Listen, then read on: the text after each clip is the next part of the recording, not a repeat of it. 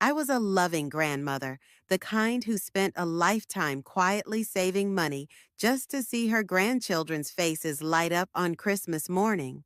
But one day, I discovered my savings had vanished, stolen by the very grandchildren I had cherished, so they could buy themselves new gadgets. The family only laughed, brushing it off, telling me I was too old to worry about money. They thought I would accept it. They thought I would stay silent.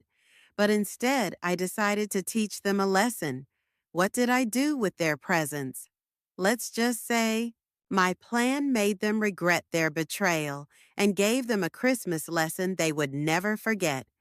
If this story resonated with your soul, click subscribe and let me know in the comments which city or country you're listening from. I'm truly curious to know where you're tuning in from. I was 74 years old that crisp December morning in 2024, a retired school teacher named Margaret Alice Robinson, living in the small town of Willow Creek, Ohio, a place where the winters were long and the community tight-knit.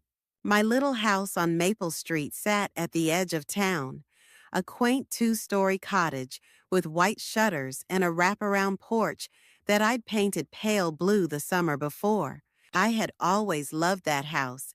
It had been my sanctuary since my husband, Henry, passed away 10 years prior, leaving me with memories of our 40 years together and a quiet life to fill with new routines. That morning, I woke up earlier than usual, the soft light of dawn filtering through the lace curtains in my bedroom. I slipped into my favorite cardigan, a soft lavender one I'd knitted myself, and tied my gray hair into a loose bun. My joints ached a little as I descended the creaky wooden stairs, a reminder of my age, but I had always been stubborn about keeping active. The kitchen was my favorite room in the house, with its checkered linoleum floor and the old oak table Henry had built when we first moved in. I opened the curtains to let the pale winter light flood in, revealing the frost that clung to the window panes like delicate lace.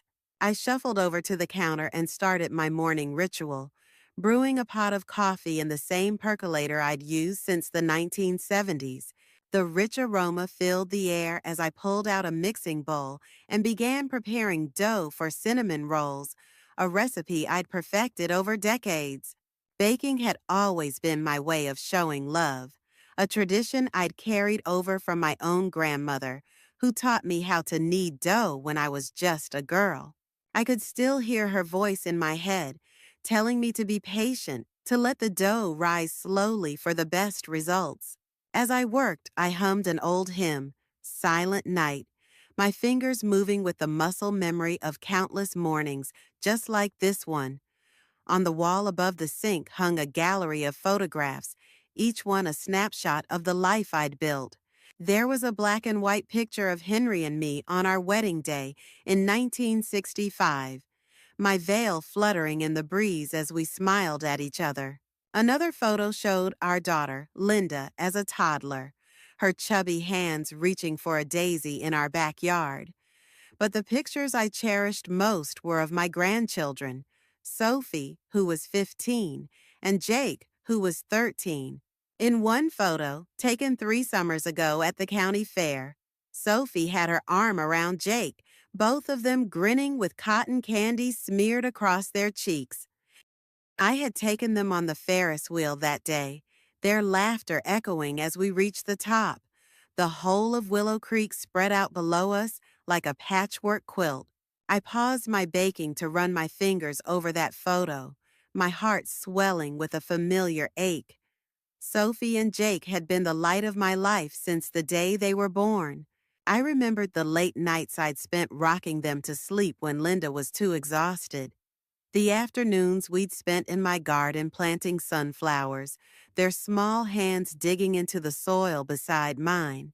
As a school teacher, I had always believed in the power of teaching through love and patience, and I'd poured that same energy into my grandchildren. I taught Sophie how to read using my old collection of Nancy Drew books, her eyes wide with wonder as we unraveled mysteries together. With Jake, I'd spent hours building model airplanes, his face lighting up each time we finished one, and hung it from his bedroom ceiling. But lately, things had changed. I couldn't quite put my finger on when it started, but Sophie and Jake had grown distant. They used to visit every weekend, bounding through my front door with stories about school and their friends. But now weeks would pass without a single call. I tried not to let it bother me. I knew teenagers were busy, caught up in their own worlds, but the silence stung more than I cared to admit. I missed their laughter, the way the house felt alive when they were here. I turned back to my dough, rolling it out on the counter with a wooden rolling pin that had belonged to my mother. I had been saving up for something special for Sophie and Jake this Christmas, a tradition I'd kept since they were little. Every year, I'd set aside a little money from my pension, tucking it away in an old biscuit tin I kept under my bed.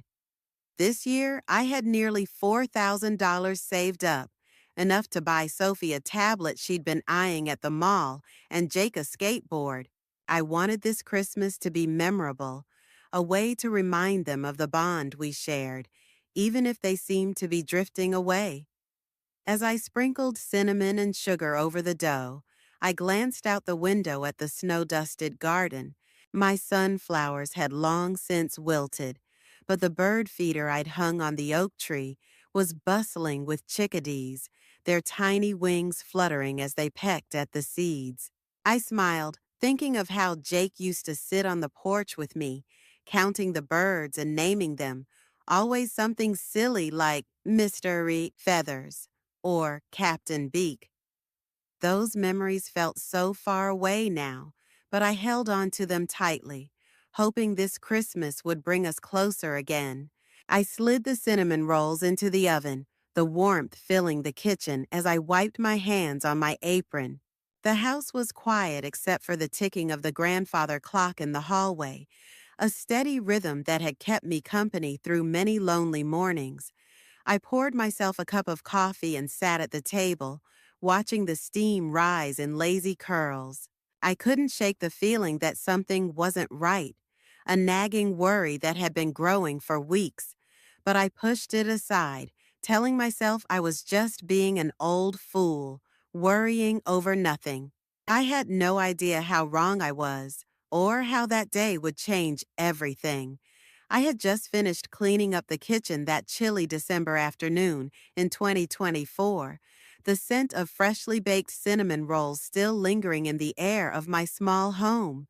I had spent the morning preparing for what I hoped would be a memorable Christmas for my grandchildren. My hands, though wrinkled and a bit shaky with age, still moved with purpose as I wiped down the counter, my mind already turning to the next task on my list. I wanted to check on the savings I had been carefully setting aside for Sophie and Jake, my 15-year-old granddaughter and 13-year-old grandson, who had always been the center of my world. I made my way upstairs, the wooden steps creaking beneath my slippers as I climbed to my bedroom. The room was a cozy haven, with a patchwork quilt on the bed that I had sewn myself decades ago, and a small bookshelf filled with the classics I used to teach, books like To Kill a Mockingbird and Pride and Prejudice. I knelt beside the bed, wincing slightly as my knees protested, and reached underneath to pull out an old biscuit tin I had repurposed years ago as a safe for my savings. The tin was a faded silver, decorated with a faint floral pattern, and I had always kept it hidden there, a secret spot I thought no one would ever find. Inside were the $4,000 I had saved over the years, a little at a time, from my modest pension. I had been so proud of that money, imagining the joy on Sophie and Jake's faces when I surprised them with the gifts I had planned. A new tablet for Sophie, who loved drawing, and a skateboard for Jake, who had been begging for one since last summer. I lifted the lid of the tin, expecting to see the neat stack of bills I had placed there just a few weeks ago, but my heart stopped when I saw nothing but the cold, empty metal bottom staring back at me. My hands trembled as I turned the tin upside down, as if the money might somehow be hiding in a corner. But it was gone, every last dollar. I sat back on my heels, my mind racing with confusion and disbelief. I had always been so careful, never telling anyone about my hiding spot, not even my daughter, Linda, who was Sophie and Jake's mother.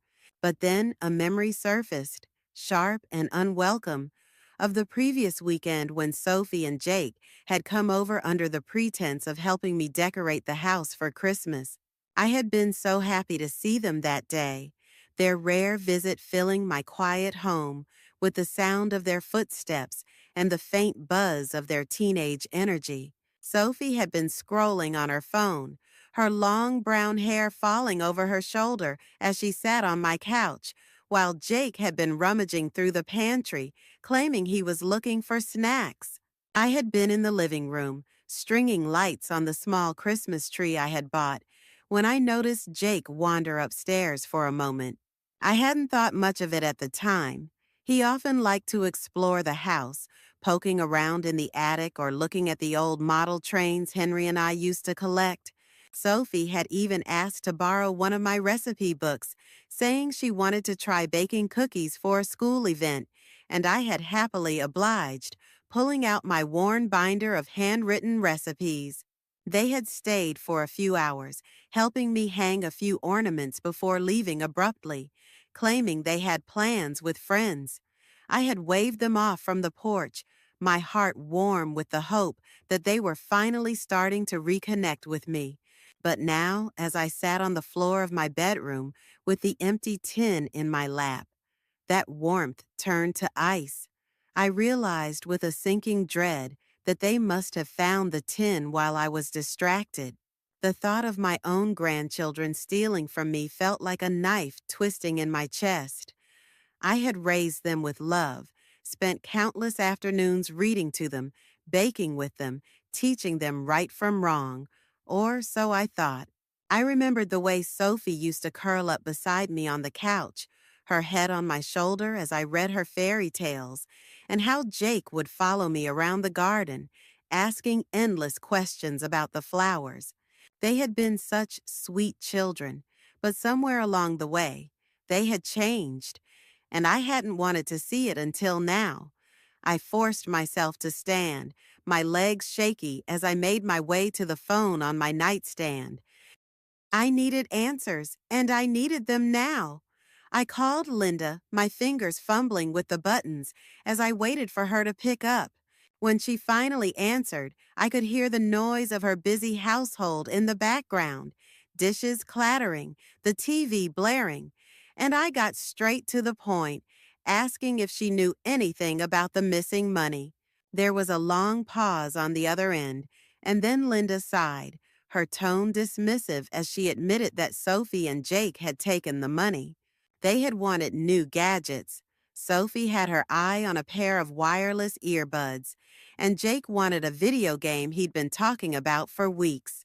Linda brushed it off, saying they were just kids being kids, and that I shouldn't make a big deal out of it since I didn't really need the money anyway. She even suggested I could save up again next year, as if that erased the betrayal. I hung up the phone, my hands shaking not with age, but with a mix of anger and heartbreak. I walked to the window and looked out at the snow-covered street, the Christmas lights twinkling on the houses across the way. Willow Creek had always been a place of warmth and tradition for me, but in that moment it felt colder than ever. I thought of the years I had spent teaching children the value of honesty, the countless lessons I had tried to instill in Sophie and Jake about gratitude and respect. I had given them so much, not just money, but my time, my love, my heart, and they had thrown it all away for a few shiny toys. I felt a tear slip down my cheek as I stood there, the empty tin still clutched in my hands, knowing that this betrayal would change everything. The evening after I discovered my stolen savings felt heavier than any I had experienced in my 74 years. I was Margaret Alice Robinson, a retired school teacher living in the quiet town of Willow Creek, Ohio, a place where I had built a life of love and tradition over decades. My small home on Maple Street, with its white picket fence and frost-kissed rose bushes, had always been a sanctuary, but that night it felt like a hollow shell. The betrayal of my grandchildren, Sophie and Jake, who had taken the $4,000 I had saved for their Christmas gifts, left a wound in my heart that seemed to deepen with every passing hour. I needed to confront them, to understand why they had done this to me, but I also dreaded the thought of facing their indifference. I decided to call Sophie and Jake directly, hoping that hearing their voices might give me some clarity. I sat in my rocking chair in the living room, the same one I had rocked them in as babies, and picked up the old rotary phone that sat on the side table. My fingers hesitated as I dialed Linda's number, knowing that my grandchildren would likely be at her house, just a few streets away. When the call connected, I could hear the faint hum of their household in the background, Linda's radio playing country music, the clatter of dishes being washed. I asked to speak with Sophie first, my voice steady despite the storm inside me. When she came to the phone, I told her I knew about the money, that I had found the empty tin under my bed, and I asked her why she would do such a thing. I expected remorse, maybe even an apology, but instead I was met with a dismissive giggle that cut through me like a knife. She brushed off my words, saying I was too old to need money anyway, and that she and Jake deserved it more because they wanted new things for school. Before I could respond, she handed the phone to Jake, who echoed her sentiment, his tone casual as he told me I should just let it go because it wasn't a big deal. I hung up the phone, my hands trembling, feeling as though the children I had loved so fiercely had become strangers. The next day, I decided to face the family in person, hoping that seeing me might stir some guilt in them. Linda had invited me to a family dinner at her house, a weekly tradition we had kept for years, though I had been skipping the last few gatherings, feeling the growing distance between us. I bundled up in my heavy wool coat, the one with the red scarf Henry had given me on our 20th anniversary, and walked the short distance to Linda's house on Cedar Lane. The air was crisp, the sidewalks dusted with fresh snow, and the neighborhood glowed with Christmas lights strung along porches and wrapped around trees. Normally, the sight would have warmed me, reminding me of the many winters I had spent caroling with my students or decorating with my family. But that evening, I felt only a deep, aching loneliness. When I arrived at Linda's house, the warmth of her home contrasted sharply with the coldness I felt inside. The living room was crowded with relatives, Linda and her husband, Tom, my younger brother, Ed, and his wife, Clara, along with Sophie and Jake, who were sprawled on the couch, their eyes glued to their phones. The dining table was set with a red checkered tablecloth, and the smell of roasted chicken and mashed potatoes filled the air, a meal I had taught Linda to make when she was a teenager. I took off my coat and sat at the table, trying to muster a smile as I greeted everyone. But the weight of what had happened pressed down on me. I waited until we were all seated, the clinking of silverware against plates filling the silence, before I brought up the stolen money.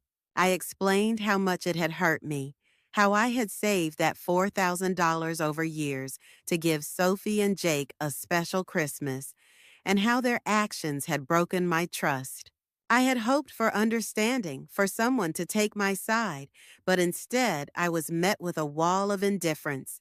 Linda sighed, stirring her mashed potatoes as she told me I was overreacting, that the kids were just being impulsive, and that I should forgive them because they didn't mean any harm. Tom nodded in agreement, his eyes barely lifting from his plate as he muttered something about how teenagers make mistakes. Ed and Clara exchanged a glance. Then Clara reached over to pat my hand, her tone patronizing as she said I was being too sensitive, that I needed to move on because family was more important than money. Sophie and Jake didn't even look up from their phones, their fingers tapping away, as if I hadn't spoken at all. I felt a lump rise in my throat, my chest tightening with the realization that no one in this room cared about my pain.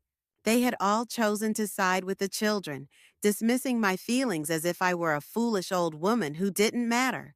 I left the dinner early, unable to bear the weight of their apathy any longer. I walked home through the snowy streets, the cold biting at my cheeks as tears welled in my eyes. The Christmas lights that had once brought me joy now seemed to mock me, their cheerful glow a stark contrast to the darkness I felt inside. When I reached my house, I went straight to the kitchen and sat at the table, staring at the empty biscuit tin I had left on the counter. I ran my fingers over its faded floral pattern, remembering the years I had spent filling it with love and hope for my grandchildren. I thought of the countless sacrifices I had made, skipping small luxuries like new clothes or a vacation so I could save for them, believing that they would appreciate the gesture. But now I saw the truth. My family had taken me for granted, and their betrayal was more than just the stolen money. It was the way they had turned their backs on me when I needed them most. I wiped away my tears, a flicker of resolve beginning to form in my heart, knowing that I couldn't let this go unchallenged. The morning after that disastrous family dinner in December 2024, I woke up with a heaviness in my chest that wouldn't lift. I was Margaret Alice Robinson, a 74-year-old retired school teacher, living alone in my quaint home in Willow Creek, Ohio, a small town where the winters were harsh and the sense of community had once been my comfort. But now that comfort felt like a distant memory. My grandchildren, Sophie and Jake, had stolen the $4,000 I had saved for their Christmas gifts, and my family had dismissed my pain, leaving me feeling more isolated than I ever had in my life. I lay in bed for a while, staring at the ceiling of my bedroom, the faded floral wallpaper, a reminder of happier times when my husband, Henry, and I had painted this room together.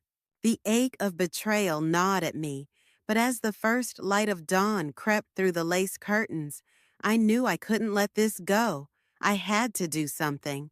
I pulled myself out of bed, my movements slow and deliberate, my joints protesting as I slipped into my worn housecoat and tied my gray hair into a loose bun.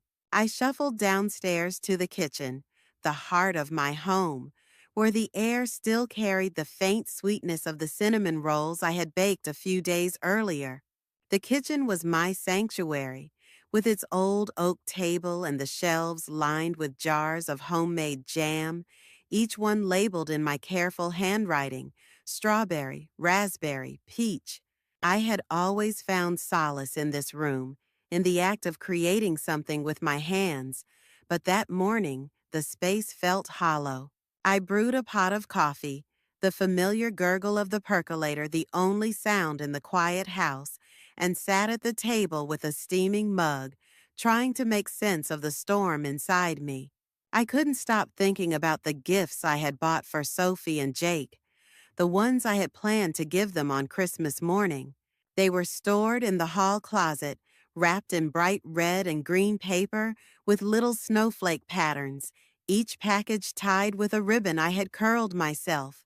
I had spent weeks searching for the perfect presents: a sleek digital drawing tablet for Sophie, who had always loved art, and a high-quality skateboard for Jake, who had been begging for one after watching skaters at the park last summer.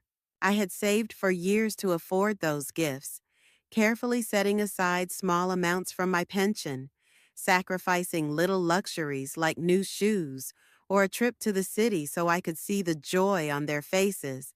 I had imagined their smiles, the way Sophie's eyes would light up when she saw the tablet, the way Jake would whoop with excitement as he tore open the wrapping to reveal the skateboard. But now those dreams felt tainted, poisoned by their betrayal. I stood up and walked to the closet, my slippers whispering against the hardwood floor. I opened the door and pulled out the two packages, setting them on the table in front of me. The sight of them brought a fresh wave of pain, but also a clarity I hadn't felt before. I realized that giving these gifts to Sophie and Jake would be like rewarding their behavior, as if their theft meant nothing, as if my feelings didn't matter. I had spent my career teaching children the importance of consequences, guiding them to understand right from wrong, and I couldn't let my own grandchildren escape that lesson. I had always believed in the power of love, but I also believed in justice, and I knew I had to act, not out of spite, but out of a need to reclaim my dignity and teach them something they would carry with them long after I was gone. I sat back down, the gifts still on the table, and took a sip of my coffee, the bitterness mirroring the taste in my mouth as I thought about my family's indifference. I remembered the way Linda had dismissed my hurt, the way Sophie and Jake had laughed off my pain, the way my brother and his wife had patronized me at the dinner table. I had given so much to this family, my time, my energy, my heart, and they had thrown it back in my face. I couldn't let that stand. I needed to do something that would make them see the weight of their actions, something that would show them I wasn't just a frail old woman to be taken advantage of. And then an idea began to form, one that felt both bold and right, a way to turn this betrayal into a lesson they wouldn't forget. I decided to sell the gifts. I wouldn't give Sophie and Jake the satisfaction of receiving what they clearly didn't deserve. Instead, I would take the money and donate it to a cause that mattered, a cause that would honor the values I had tried to instill in them: kindness, generosity, gratitude. I thought of the local children's shelter in Willow Creek, a place I had supported for years through bake sales and knitting drives. The shelter was always in need of funds, especially during the holidays, to provide warm clothes and toys for the children who had so little. I had visited the shelter many times, bringing blankets I had crocheted or cookies I had baked, and I knew how much even a small donation could mean to those kids. Selling the gifts would give me enough money to make a difference, and I could donate it in Sophie and Jake's names, a public gesture that would force them to face the consequences of their actions. I picked up the phone and called the shelter, my hand steady now as I spoke with the director, a kind woman named Ellen, who I had known for years. I told her about the gifts, a tablet worth $300 and a skateboard worth $150, and asked if they could help me sell them to raise funds for the shelter. Ellen was thrilled, saying they could auction the items at their upcoming holiday event, and she promised to send a thank you letter in Sophie and Jake's names, a detail I specifically requested. I hung up the phone, a sense of purpose settling over me like a warm blanket. I looked at the gifts one last time, running my fingers over the wrapping paper, and then placed them in a bag to drop off at the shelter later that day. For the first time since I had discovered the theft, I felt a spark of hope, a quiet strength that reminded me of the woman I had always been, one who didn't back down, who believed in doing what was right, even when it was hard. It was a brisk morning in mid-December 2024 when I set my plan into motion, a plan born from the pain of betrayal but fueled by a determination to reclaim my dignity. I was Margaret Alice Robinson, a 74-year-old retired school teacher living in Willow Creek, Ohio, a small town where the snow blanketed the streets and the air carried the scent of pine from freshly cut Christmas trees. My home on Maple Street, with its white shutters and frost-covered porch, had always been a place of warmth, but the recent actions of my grandchildren, Sophie and Jake, had left it feeling cold. They had stolen the $4,000 I had saved for their Christmas gifts, and after my family dismissed my hurt, I decided to sell the presents I had bought for them, a digital drawing tablet for Sophie and a skateboard for Jake, and donate the proceeds to a local children's shelter. I wanted them to learn a lesson, one that would sting but also teach them the value of gratitude and respect. I woke up early that morning, the sky still dark as I slipped into my warmest sweater, a soft gray one I had knitted years ago, and pulled on my heavy coat. My hands, though stiff with age, moved with purpose as I gathered the wrapped gifts from the hall closet where I had kept them. The packages were still pristine, their red and green wrapping paper adorned with snowflake patterns, the ribbons I had curled so carefully still intact. I placed them into a sturdy canvas bag, the weight of them a reminder of the love I had poured into choosing each one. I had spent weeks searching for the perfect gifts, imagining Sophie's delight at the tablet, which would let her draw the fantastical creatures she loved, and Jake's excitement over the skateboard, which he could use to race down the hill at the park. But now those dreams were gone, replaced by a resolve to turn this betrayal into something meaningful. I drove my old station wagon to the Willow Creek Children's Shelter, a modest brick building on the edge of town that I had supported for years. The shelter was a haven for children who had nowhere else to go, a place where I had often volunteered, bringing homemade cookies or knitted scarves to brighten their days. I parked in the small lot, the gravel crunching under my tires, and carried the bag inside, the cold air biting at my cheeks as I walked. The shelter was bustling with activity despite the early hour. Volunteers were setting up tables for their upcoming holiday event, and the sound of children's laughter echoed from the playroom. I met with Ellen, the shelter's director, a woman with kind eyes and a warm smile who I had known since my teaching days. I handed her the gifts, explaining my plan to sell them and donate the proceeds to the shelter. Ellen's face lit up with gratitude, and she assured me they could auction the items at their event that weekend, promising to send a thank you letter in Sophie and Jake's names, just as I had requested. The auction took place 2 days later, and I attended sitting in the back of the shelter's community room as the event unfolded.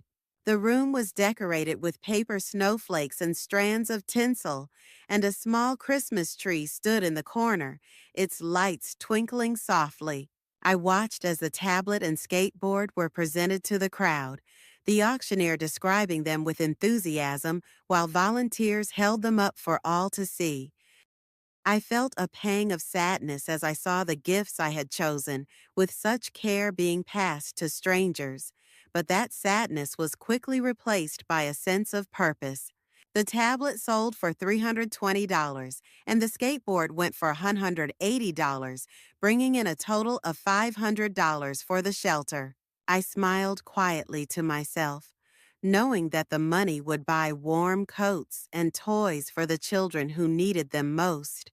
Children who would appreciate the kindness in a way my grandchildren had not.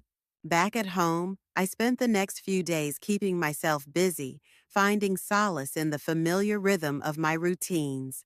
I pulled out my knitting needles and a skein of soft blue yarn, starting a new project, mittens for the shelter children.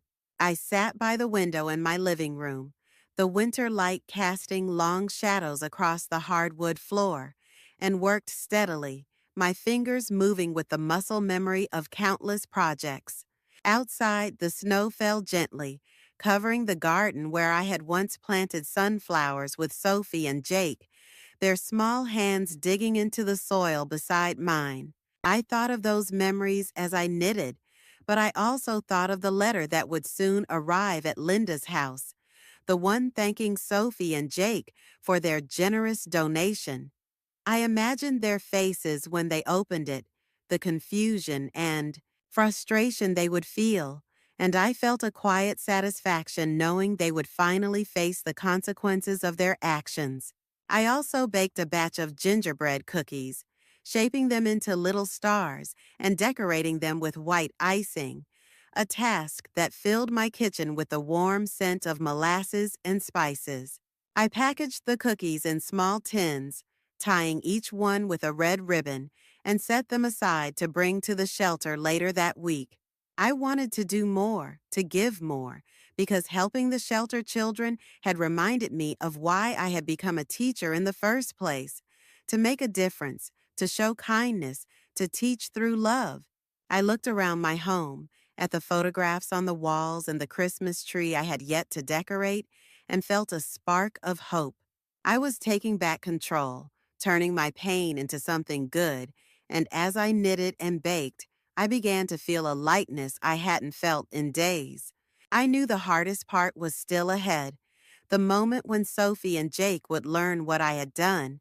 But for now, I focused on the present, on the small acts of kindness that were healing my heart, one stitch, one cookie, one moment at a time.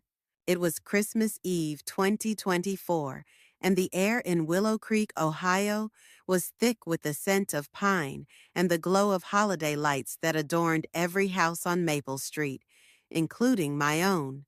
I was Margaret Alice Robinson, a 74-year-old retired school teacher, standing in my cozy living room, the weight of my recent decisions settling around me like the snow outside. My small home with its white shutters and frost-kissed windows felt quieter than ever, but I had found a new sense of purpose in the wake of my grandchildren's betrayal. Sophie and Jake, my 15-year-old granddaughter and 13-year-old grandson, had stolen the $4,000 I had saved for their Christmas gifts, and after my family dismissed my pain, I sold the presents I had bought for them, a digital drawing tablet for Sophie and a skateboard for Jake, donating the $500 I earned to the local children's shelter. I had requested a thank you letter be sent in their names, and now, as the holiday approached, I braced myself for the moment they would learn what I had done. I spent the morning preparing for their visit, knowing they would come expecting the gifts I had always given them.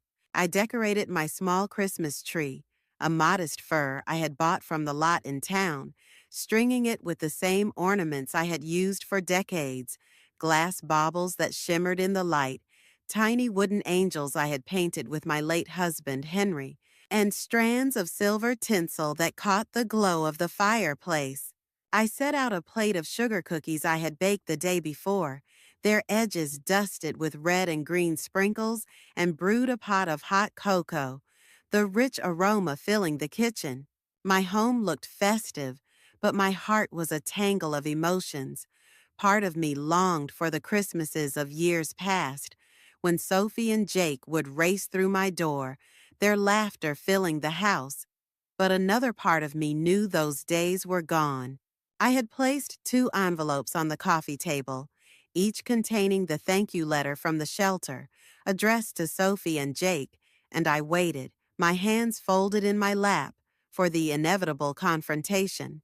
The clock struck 3 in the afternoon when I heard the crunch of tires on the snowy driveway, followed by the sound of car doors slamming shut. I stood at the window, watching as Sophie and Jake emerged from their mother Linda's minivan, their faces lit with expectation as they bounded up the porch steps. Linda trailed behind them, her scarf wrapped tightly around her neck, her expression one of mild impatience, as if this visit were just another item on her holiday to-do list. I opened the door to let them in, the cold air rushing into the warmth of my home, and stepped aside as they entered, their boots leaving small puddles of melted snow on the hardwood floor. Sophie tossed her coat onto the couch, her long brown hair spilling over her shoulders, while Jake kicked off his sneakers, his eyes already scanning the room for the familiar sight of wrapped presents. I watched them, my heart aching with a mix of love and disappointment, knowing they had no idea what was coming. I invited them to sit on the couch, the same one where I had read them stories when they were little, and handed each of them an envelope, my hands steady despite the storm of emotions inside me. I sat across from them in my rocking chair, the fire crackling in the background, and watched as they tore open the envelopes, their expressions shifting from curiosity to confusion to anger. The letters from the shelter thanked them for their generous donation, explaining how the $500 from the sale of the tablet and skateboard had been used to buy winter coats and toys for the children in need. Sophie's face flushed red, her brows knitting together in frustration, while Jake's jaw dropped, his hands crumpling the letter as he looked up at me, his eyes wide with disbelief. Linda, who had been standing near the doorway, stepped forward to read over their shoulders, her own expression darkening as she realized what I had done.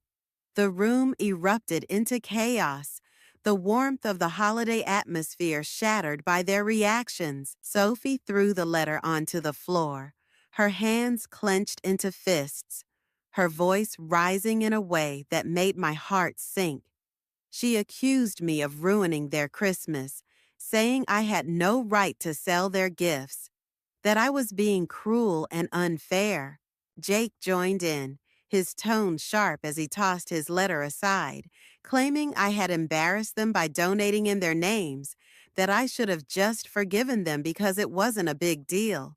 Linda's anger was quieter but no less cutting.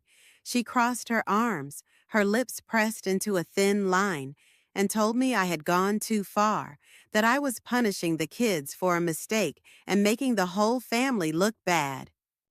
I sat there, my hands folded in my lap, letting their words wash over me like a bitter wind, but I refused to let their anger shake me. I explained my reasoning, my voice calm but firm, as I looked each of them in the eye.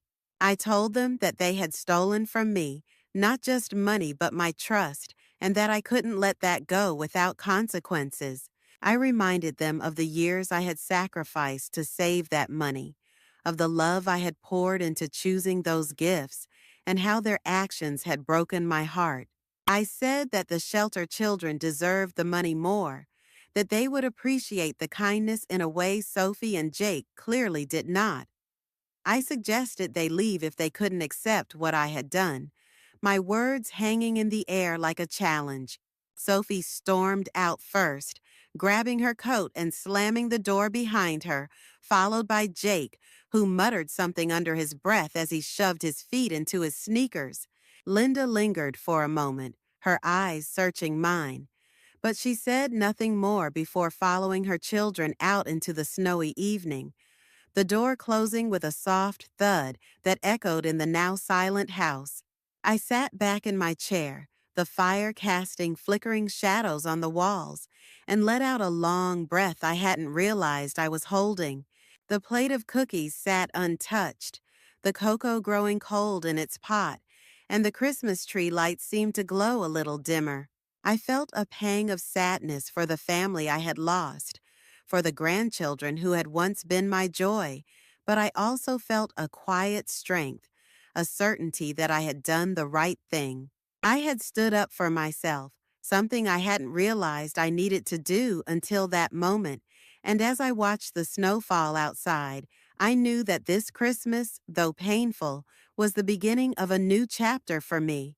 It was Christmas Day 2024, and the snow outside my window in Willow Creek, Ohio, sparkled under the pale morning sun, casting a serene glow over the quiet streets of my small town. I was Margaret Alice Robinson, a 74-year-old retired school teacher, sitting in my cozy home on Maple Street, a place that had once been filled with the laughter of my grandchildren, but had recently become a battleground for my dignity. My grandchildren, Sophie and Jake, had stolen the $4,000 I had saved for their Christmas gifts, and after my family dismissed my pain, I sold the presents I had bought for them, a digital drawing tablet for Sophie and a skateboard for Jake, donating the $500 I earned to the local children's shelter. I had faced their anger the night before, their accusations ringing in my ears, but as I woke up that morning, I felt a lightness in my heart, a sense of triumph that I hadn't expected to feel. I rose early, the house still quiet except for the soft ticking of the grandfather clock in the hallway, a steady rhythm that had kept me company through many solitary mornings. I slipped into my favorite robe, a soft blue one with tiny embroidered daisies, and made my way to the kitchen to brew a pot of coffee. The familiar ritual grounded me, the rich aroma filling the air as I looked out the window at my snow-covered garden. The bird feeder I had hung on the oak tree was bustling with chickadees, their tiny wings fluttering as they pecked at the seeds, and I smiled, remembering how I used to watch them with Sophie and Jake when they were younger. But those memories no longer brought the same pang of sadness. They were part of a past I was learning to let go of, a past I was determined to move beyond. I had decided to spend the day at the Willow Creek Children's Shelter, a place that had become a new source of joy for me in the wake of my family's betrayal. I gathered the tins of gingerbread cookies I had baked earlier in the week, each one carefully packed with star-shaped treats I had decorated with white icing, and placed them into a wicker basket. I also brought a small bundle of mittens I had knitted, their soft blue yarn warm and cozy, a gift for the children who had so little. I dressed warmly in my heavy wool coat and a knitted scarf, the cold air biting at my cheeks as I stepped outside and loaded the basket into my old station wagon. The drive to the shelter was short, the streets of Willow Creek quiet on Christmas morning, the houses glowing with holiday lights that seemed to wink at me as I passed. When I arrived at the shelter, the brick building was alive with activity, its windows adorned with paper snowflakes made by the children. I walked inside, the warmth of the space enveloping me as the sound of laughter and Christmas carols filled the air. The community room was decorated with a large Christmas tree, its branches heavy with handmade ornaments, and a long table was set up with hot chocolate and cookies for the children. I was greeted by Ellen, the shelter's director, who had become a dear friend over the years. She thanked me again for the donation, telling me how the $500 had bought winter coats for the children, ensuring they would be warm through the harsh Ohio winter. I set out my cookies and mittens on the table, watching as the children gathered around, their eyes wide with excitement as they each took a pair of mittens and a cookie, their small voices thanking me with a sincerity that warmed my heart. I spent the morning with the children, joining them in a game of charades and helping them string popcorn garlands for the tree. Their laughter was infectious, their joy a stark contrast to the coldness I had felt from my own family the night before. I sat with a little girl named Clara, who was 6 years old, her blonde curls bouncing as she showed me the drawing she had made of a snowman. I helped her glue on a tiny carrot nose, my hands steady as I worked, and I felt a peace settle over me, a peace I hadn't felt in weeks. These children, with their wide smiles and grateful hearts, reminded me of why I had become a teacher all those years ago, to make a difference, to bring light into the lives of those who needed it most. I realized that in giving to them, I had found a new family, one that appreciated my love in a way Sophie and Jake no longer did. When I returned home that afternoon, the sun was beginning to set, casting a golden glow over the snowy landscape. I lit the fire in my living room, the flames dancing in the hearth as I settled into my rocking chair with a cup of tea. I felt a sense of accomplishment, a quiet triumph that came from knowing I had turned my pain into something good. The shelter children had given me a gift far greater than any I could have bought. They had given me purpose, a reason to keep going even after my family had let me down. I thought of Sophie and Jake, wondering if they would ever understand the lesson I had tried to teach them, but I no longer felt the need to prove myself to them. I had reclaimed my dignity, my strength, and as I watched the snow fall outside, I knew I was no longer the broken woman they had tried to make me feel like. I pulled a small notebook from the drawer of my side table and began to write, jotting down my thoughts about the day, about the children at the shelter, about the new path I was carving for myself. I wrote about the importance of standing up for oneself, of not letting betrayal define you, and as I wrote, I felt a weight lift from my shoulders. I looked around my home, at the Christmas tree with its twinkling lights, at the photographs on the walls that now seemed like relics of a different time, and I smiled. I had found a new kind of happiness, one that didn't depend on the approval of others, and for the first time in a long while, I felt truly at peace, ready to face whatever the future might bring. It was the day after Christmas 2024, and a gentle calm had settled over Willow Creek, Ohio, the small town where I had lived for most of my 74 years. I was Margaret Alice Robinson, a retired school teacher, sitting in my cozy home on Maple Street, the snow outside my window glistening like a blanket of diamonds under the late morning sun. My house, with its white shutters and frost-kissed porch, had seen many Christmases, but this one had been different, marked by a journey of pain and triumph that had changed me forever. My grandchildren, Sophie and Jake, had stolen the $4,000 I had saved for their Christmas gifts, and after my family dismissed my hurt, I sold the presents I had bought for them, a digital drawing tablet for Sophie and a skateboard for Jake, donating the $500 I earned to the local children's shelter. I had faced their anger on Christmas Eve, but the day at the shelter on Christmas had filled me with a renewed sense of purpose. And now, as I sat by the fire, I reflected on the lessons I had learned and the new path I was determined to walk. I woke up that morning with a clarity I hadn't felt in years, the kind of clarity that comes from letting go of what no longer serves you. I slipped into my favorite house coat, a soft green one with tiny embroidered leaves, and made my way to the kitchen, my slippers whispering against the hardwood floor. The house was quiet, the only sound the crackling of the fire I had lit in the living room, its warmth spreading through the space like a comforting embrace. I brewed a pot of tea, chamomile with a hint of honey, and poured it into my favorite mug, a ceramic one painted with daisies that my late husband, Henry, had given me on our 30th anniversary. I carried the mug to the window and looked out at my garden, the snow covering the flower beds where I had once planted tulips with Sophie and Jake, their small hands eager to help as they dug into the soil. Those memories, once so precious, now felt like a chapter I was ready to close, a chapter that had ended with their betrayal, but had opened the door to something new. I decided to spend the day organizing my home, a task I had been putting off for months, but now felt compelled to tackle.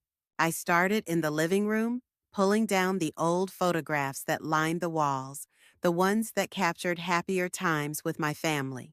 There was a picture of Sophie at 5, her face smeared with chocolate as we baked cookies together, and one of Jake at 7, holding a model airplane we had built, his grin wide with pride. I had cherished those photos for years, but now they felt like reminders of a past I needed to let go of. I carefully placed them into a box, not out of anger, but out of a need to make space for the future. I replaced them with new photographs I had taken at the shelter the day before, snapshots of the children I had met, their smiles bright as they held the mittens I had knitted for them, their laughter captured in a moment of pure joy. I hung these new pictures on the wall, their presence a symbol of the new family I had found, a family that appreciated my love in a way my grandchildren no longer did. I moved to the kitchen next, pulling out my recipe book, a worn binder filled with handwritten notes I had collected over decades. I flipped through the pages, each one a memory of meals I had cooked for my family, pot roasts for Sunday dinners, pies for Thanksgiving, cookies for Christmas. But as I turned the pages, I realized I wanted to create something new, something that reflected the person I was becoming. I took a fresh sheet of paper and began writing a recipe for the gingerbread cookies I had made for the shelter children, adding a note about how their joy had inspired me. I decided I would make this a tradition, baking for the shelter every Christmas, a way to honor the lesson I had learned that love should be given where it is valued, that kindness should be shared with those who appreciate it. I spent the afternoon knitting, my needles clicking rhythmically as I worked on a new scarf, this one a deep red, a color that reminded me of the holly berries that grew in my garden. I sat by the window, the winter light casting a soft glow over my work, and thought about the journey I had been on. I had spent so much of my life giving to my family, pouring my heart into my daughter Linda and my grandchildren Sophie and Jake, believing that love was enough to keep us connected. But their betrayal had shown me that love without respect was hollow, that I deserved better than to be taken for granted. I had taught children for decades the importance of integrity, of consequences, and I had finally applied that lesson to my own life. By selling the gifts and donating the money, I had stood up for myself, showing Sophie and Jake that their actions had consequences, that they couldn't treat me as if I didn't matter. As the sun began to set, I lit the candles on my mantel, their flickering flames casting a warm glow over the room. I sat in my rocking chair, the scarf I had been knitting draped over my lap, and looked at the new photographs on the wall. I thought of the children at the shelter, Clara with her blonde curls, little Tommy who had hugged me so tightly, the others whose names I was just beginning to learn. They had given me a gift far greater than any I could have bought, a sense of belonging, a reminder that I still had so much to give. I realized that this Christmas, though painful, had been a turning point for me, a chance to redefine what family meant, to find joy in new connections, to live on my own terms. I sipped my tea, the warmth spreading through me as I watched the snow fall outside, each flake a quiet promise of a fresh start. I knew that Sophie and Jake might never fully understand the lesson I had tried to teach them, that Linda might never see my side, but that no longer mattered. I had found my own peace, my own happiness, and as I sat there, surrounded by the glow of the candles and the warmth of the fire, I felt a quiet strength, a certainty that I was exactly where I was meant to be. This new path, paved with kindness and self-respect, was one I would walk with pride, and I knew that every Christmas from now on would be a celebration of the woman I had become.